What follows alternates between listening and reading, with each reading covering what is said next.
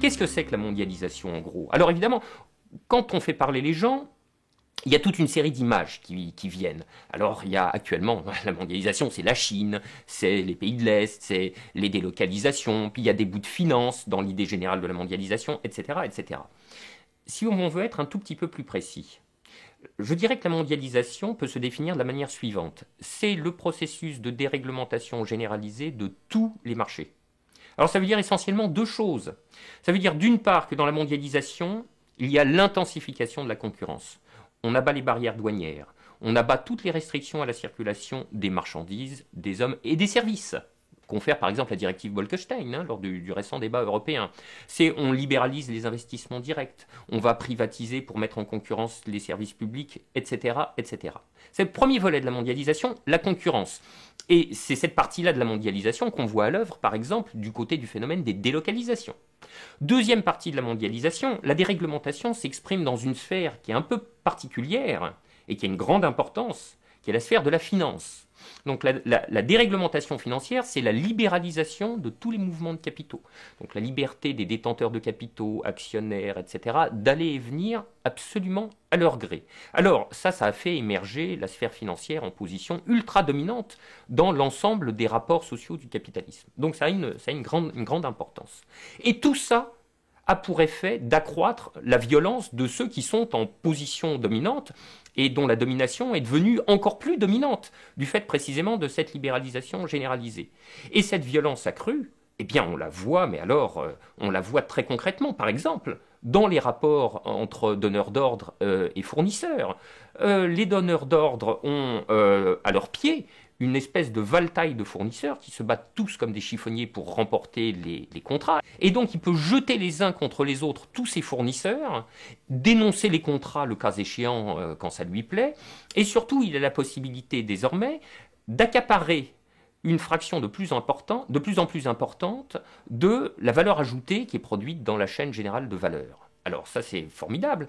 Dès qu'un fournisseur fait un petit progrès en matière de productivité ou de qualité, etc. Mais le donneur d'ordre est là qui peut dire, écoutez, vous avez fait 5% de mieux sur la productivité, vous allez m'en donner 4,5%, n'est-ce pas? Donc c'est moi qui vais capter la valeur ajoutée et par conséquent les profits qui vont avec. Et vous, je vous laisse votre demi%, estimez-vous heureux. Parce que si ça se trouve, il y en a un à côté qui accepterait que je ne lui en laisse qu'un quart de pourcent. Donc continuez, faites des efforts et le reste, je m'en occupe. Et alors là, évidemment, c'est d'une violence terrible.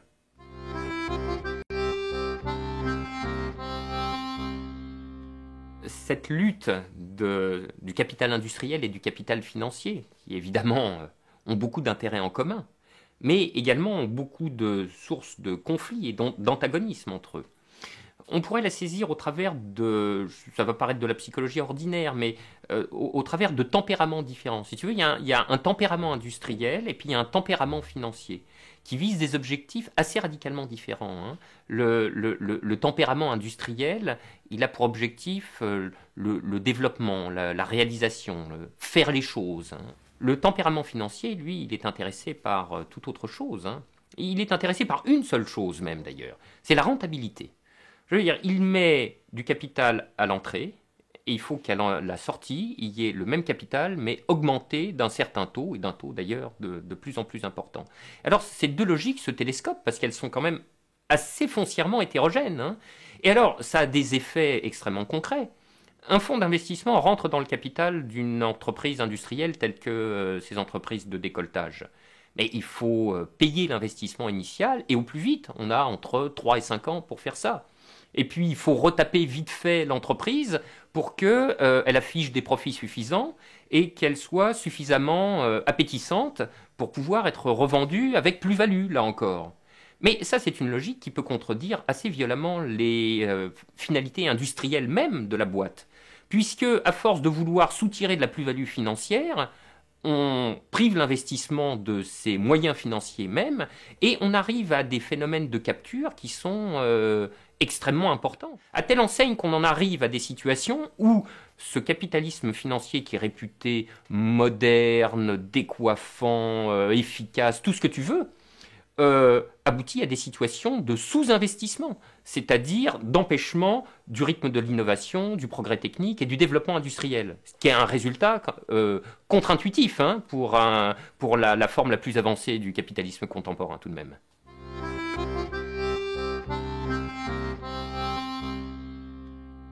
Devant le désordre du monde, devant cette espèce de chaos qui est tout de même légèrement angoissant, et qui finit par angoisser même ceux dont on croit qu'ils sont les principaux bénéficiaires.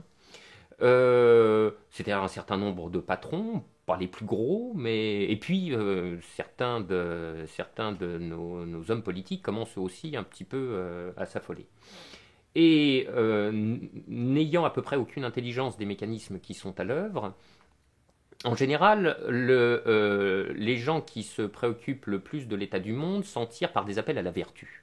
Mais c'est évidemment un rêve de singe, c'est une pure chimère. Ce qu'il faut bien comprendre, c'est que les individus se comportent toujours comme les contraintes dans lesquelles ils sont plongés les conduisent à se comporter, et pas autrement.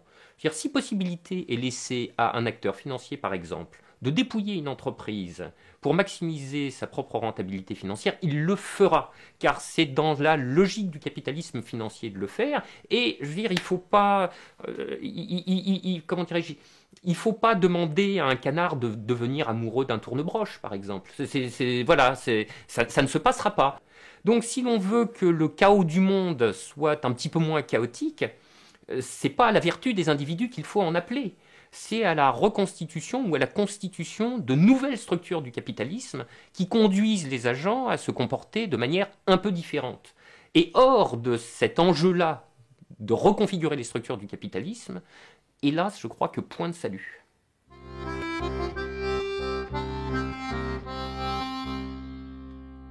C'est en premier lieu la responsabilité des politiques, puisque, moi je ne cesse pas de le dire, la mondialisation est un phénomène qui n'a... C'est pas les lois de la nature qui sont à l'œuvre dans la mondialisation. Ce sont des décisions de politique publique. Où est-ce que ça se passe, la mondialisation? C'est-à-dire, ces grands coups de force, où est-ce qu'ils ont lieu? Mais ils ont lieu dans des institutions, au cœur même des États, ou bien dans des institutions qui réunissent les États souverains. C'est-à-dire, la mondialisation, c'est l'OMC, mais l'OMC, c'est des États. La mondialisation, c'est la GCS, mais c'est des États. La mondialisation, ce sont les directives de déréglementation de l'Union européenne, mais ce sont les États qui y siègent. En tout état de cause, quel que soit le bout par lequel on le prenne, c'est majoritairement des décisions de politique publique. Donc c'est bien au niveau des politiques publiques que se joue la responsabilité. Ceci étant, il est vrai qu'il ne faut pas méconnaître qu'il y a dans les transformations du capitalisme des irréversibilités. Les irréversibilités ne sont jamais définitives, mais à court terme, il y a des choses qui paraissent irréversibles parce que, selon une métaphore bien en vogue, une fois que tu as fait sortir la pâte du tube dentifrice, c'est difficile de l'y remettre. Et il est vrai que on a du mal à penser un cheminement, disons, lisse, tranquille, pas trop convulsif, qui permettrait de revenir sur ces grandes déréglementations qui ont fait la mondialisation. Et s'il est bien certain que c'est au niveau des politiques publiques, alors éventuellement poussé au cul par l'opinion publique, ça c'est bien certain. Donc si c'est bien au niveau des politiques publiques et des décideurs publics que se situe la responsabilité ultime, la réponse à la question de savoir que faire exactement pour en sortir est une question autrement plus difficile. Ça c'est vrai.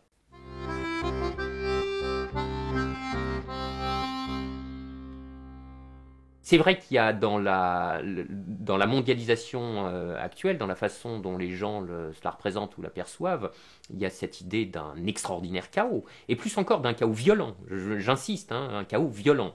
Et le symptôme le plus caractéristique de ce problème, c'est que même ceux dont on pense qu'ils sont les principaux bénéficiaires de cette configuration du capitalisme commencent à se dire que ça déconne un peu. Voilà. Les choses sont allées un tout petit peu trop loin et commencent à s'interroger. Alors, sans avoir ni la compréhension des mécanismes qui les broient, sauf une compréhension locale. Ils savent très bien qu'ils sont écrabouillés par leurs donneurs d'ordre ou par leurs actionnaires, etc.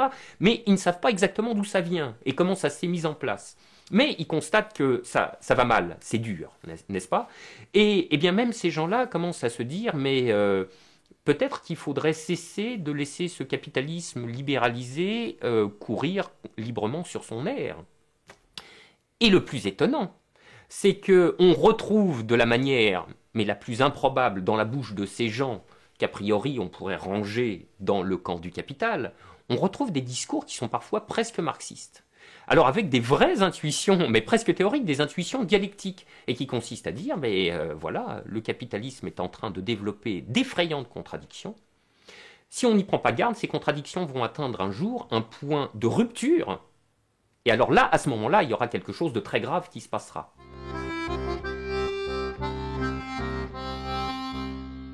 On est dans un système dont les nouvelles structures ont accru les enjeux vitaux pour tout le monde.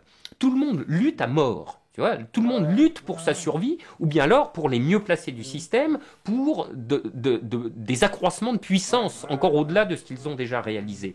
Et c'est ça qui fait la sauvagerie de ces luttes. Et c'est pour ça qu'il ne faut pas écarter d'un revers de main cette idée de la souffrance de certains patrons ou de certains cadres, voire même de cadres supérieurs. Tu as le réflexe gaucho de base, en gros, on va dire, qui dirait non, ça va, hein. Ils ont leur BM, ils sont propriétaires de leur appart, ils ont leur résidence secondaire et leurs chiens, et ils vont pas nous emmerder non plus, hein.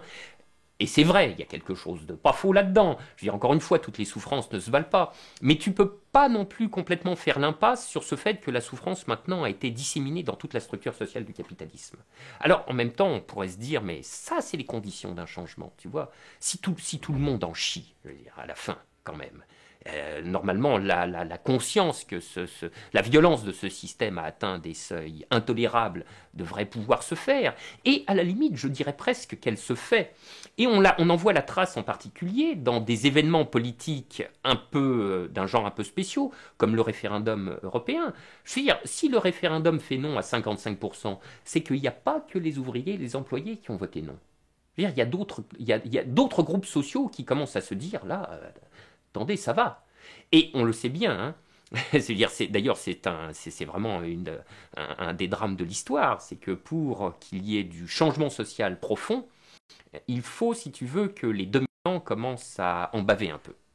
C'est Pierre Bourdieu qui rappelait très justement que dans Amsterdam au XVIIe ou au XVIIIe siècle, on avait entrepris des sérieux travaux d'hygiène publique et de construction d'un tout à l'égout parce que sinon c'était insalubre et se développaient des maladies, mais les maladies elles font pas le choix entre le fils de manant et le fils de noble à l'époque. Ah alors je veux dire, si les fils de noble attrapent la vérole, là attends. Là, il faut faire quelque chose. Et il se passe toujours quelque chose dans les périodes de très grand chômage en France parce que le niveau des eaux boueuses remonte, tu vois, et ça commence à titiller les narines des cadres supérieurs, de nos chers dirigeants, etc. Parce que dans leur famille, ils ont un fils, un neveu, un truc machin qui est au chômage. Ah bah non de non alors. Si le deux trucs de machin, etc. Est au chômage... Attends, le chômage est un problème, monsieur, il faut s'en occuper très vite. Ça va pas du tout, cette affaire. Alors là, on commence à s'affoler un petit peu.